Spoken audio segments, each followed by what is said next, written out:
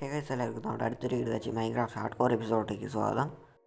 ആദ്യം തന്നെ എൻ്റെ കയ്യിൽ നിന്നുള്ളൊരു മണ്ടത്തരം പറഞ്ഞുതരാം. ഞാൻ സ്റ്റോറേജ് ക്ലിയർ ആക്കാൻ വേണ്ടിയിട്ട് നമ്മുടെ സെക്കൻഡ് എപ്പിസോഡ് ചെറുതായിട്ടൊന്ന് ഡിലീറ്റ് ആക്കിയിട്ടുണ്ട്.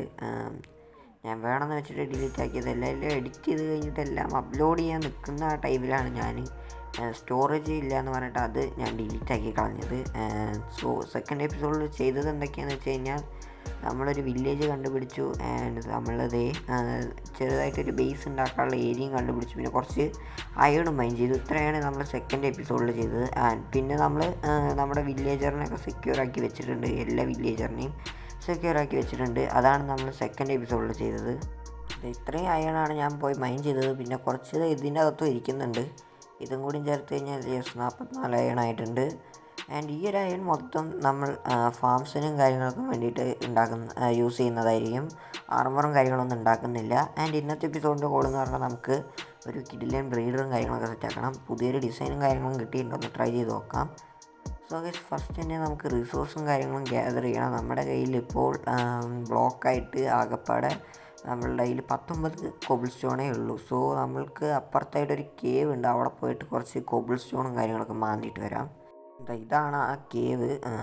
ഈ കേവിൻ്റെ അകത്ത് നിന്ന് വന്നിട്ടാണ് ഞാൻ അയണും കാര്യങ്ങളൊക്കെ മൈൻ ചെയ്ത് പോയത്. സോ അധികം താഴോട്ടേക്കൊന്നും ഞാൻ പോയില്ല അയൺ മൈൻ ചെയ്യാൻ, കാരണം ഇനി പോയി ചത്തുക പിന്നെ എല്ലാം കഴിഞ്ഞല്ലോ. ഓക്കെ, ഇനി എന്തായാലും നമുക്ക് ഇവിടുന്ന് നമ്മുടെ കോബിൾ സ്റ്റോണും കാര്യങ്ങളും കളക്ട് ചെയ്യാം. ഞാൻ എന്തായാലും അത്യാവശ്യം കളക്ട് ചെയ്തിട്ട് എന്നിട്ട് ഞാൻ നിങ്ങൾക്ക് ബാക്കി കാണിച്ചു തരാം. ഞാൻ വിട്ടുപോയൊരു കാര്യമുണ്ട്. നമ്മളിത് ഇവിടെ ആയിട്ട് ചെറിയൊരു ക്രോപ്പ് ഫാം പോലൊരു സെറ്റപ്പും കാര്യങ്ങളൊക്കെ ചെയ്തിട്ടുണ്ട്. നമ്മൾ ഇപ്പോൾ നോക്കുകയാണെങ്കിൽ നമ്മുടെ മൊത്തം കോബിൾ സ്റ്റോണും കാര്യങ്ങളൊക്കെ കളക്ട് ചെയ്തിട്ടുണ്ട്. നമുക്ക് വേണ്ടത്ര കോബിൾ സ്റ്റോണ് ഇപ്പോൾ നമ്മുടെ കയ്യിലുണ്ട്.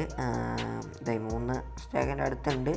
സോ ഇനി എന്തായാലും നമുക്ക് ബാക്കി റിസോഴ്സും കാര്യങ്ങളും അവിടെ പോയിട്ട് കളക്ട് ചെയ്യാം. അതായത് ഇനി ഇത്രയും സംഭവങ്ങളാണ് ഇത്ര കളക്ട് ചെയ്യാനായിട്ടൊരു പാടുള്ളത്.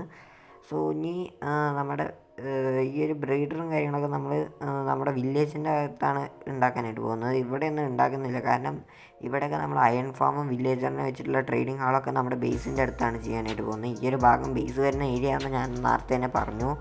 സോ ഈ ഒരു ബ്രീഡർ ഉള്ളപ്പോൾ നമ്മുടെ ഇതൊന്നും ഇവിടെ വെക്കാനായിട്ട് പറ്റില്ല. അതായത് അയൺ ഫാമും പിന്നെ ട്രേഡിംഗ് ഹാളൊക്കെ അത് ഇവിടെ വെച്ച് കഴിഞ്ഞാൽ പിന്നെ അത് വർക്കാവില്ല നേരെ ഫുൾ എഫിഷ്യൻറ്റിലായിട്ട്. അതുകൊണ്ടാണ് ഞാൻ അത് അത്യാവശ്യം ദൂരെ ബ്രീഡറും കാര്യങ്ങളും സെറ്റാക്കുന്നത്.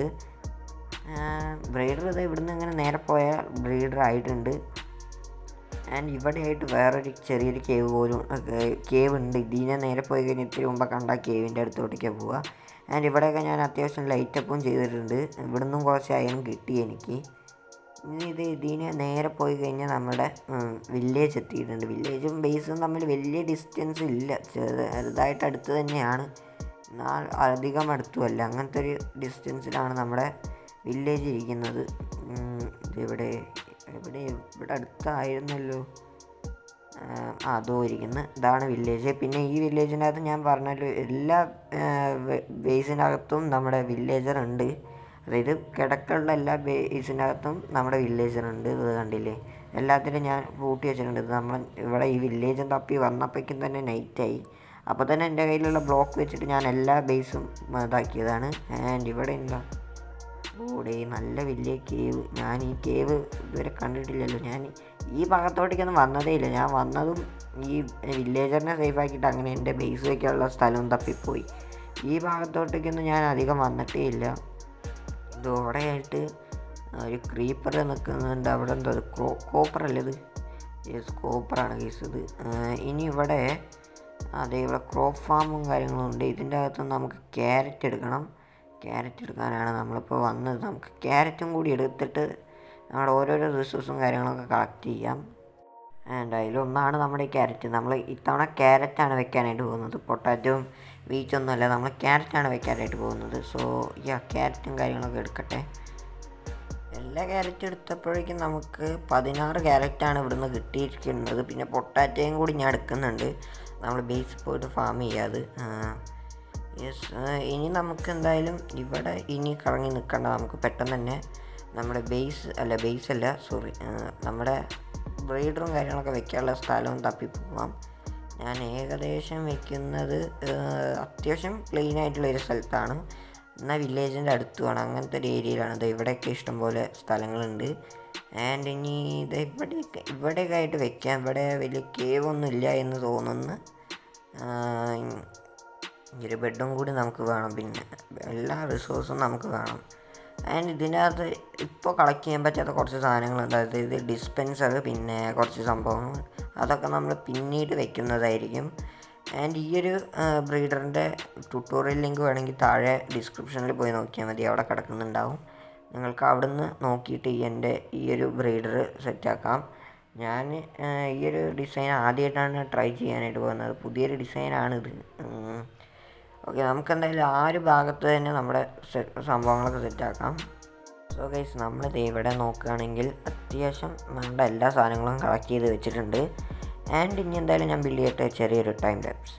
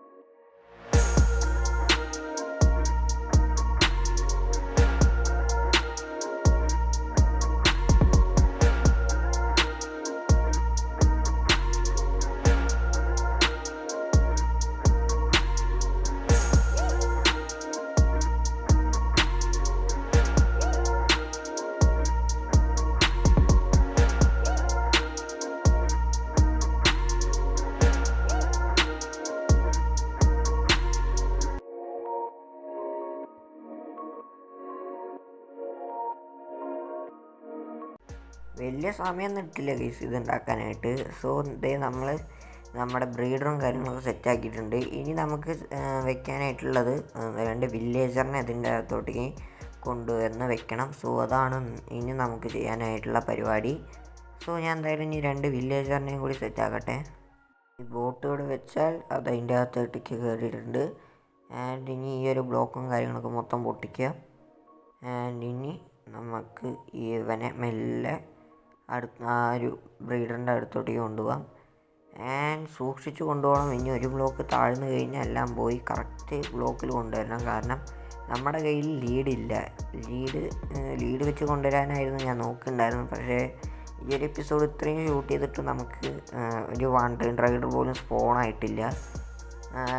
പിന്നെ നമുക്ക് സ്ട്രിങ് ഒപ്പിക്കിയിട്ട് ഇതാക്കാനായിട്ട് പറ്റും. പക്ഷേ എനിക്ക് റിസ്ക് എടുക്കാനായിട്ട് വയ്ക്കുക. അതുകൊണ്ടാണ് ഞാനിപ്പോൾ ഇങ്ങനെ കൊണ്ടുവരുന്നത്. ഞാൻ പിന്നെ നോക്കുമ്പോൾ 2 അതായത് ഇത്തിരി ഹൈറ്റിലായിട്ട് 2 ബേസ് ഇരിക്കുന്നു. സോ ഞാൻ അതിൻ്റെ അകത്തുനിന്ന് 2 വില്ലേജറിനെ തൂക്കാമെന്ന് വെച്ചിട്ടാണ്.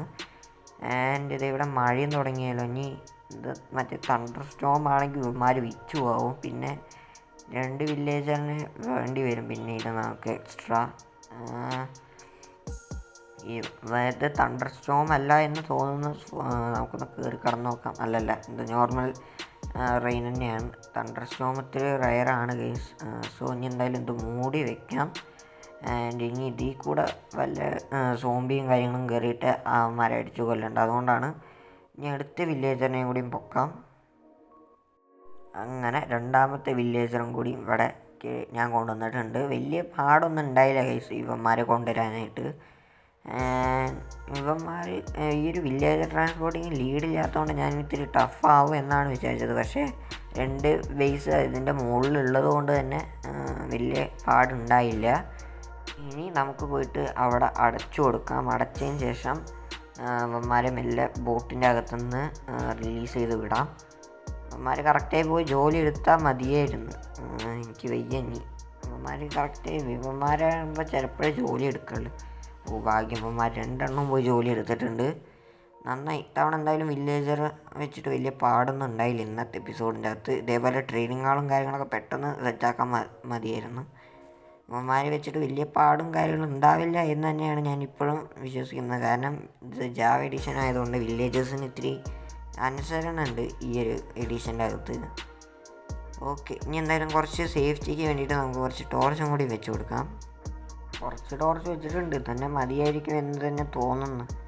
ഇനി വല്ല മോബും കാര്യങ്ങളും അതിൻ്റെ മുകളിൽ സ്പോൺ ആവേണ്ടതെന്ന് വെച്ചിട്ടാണ്.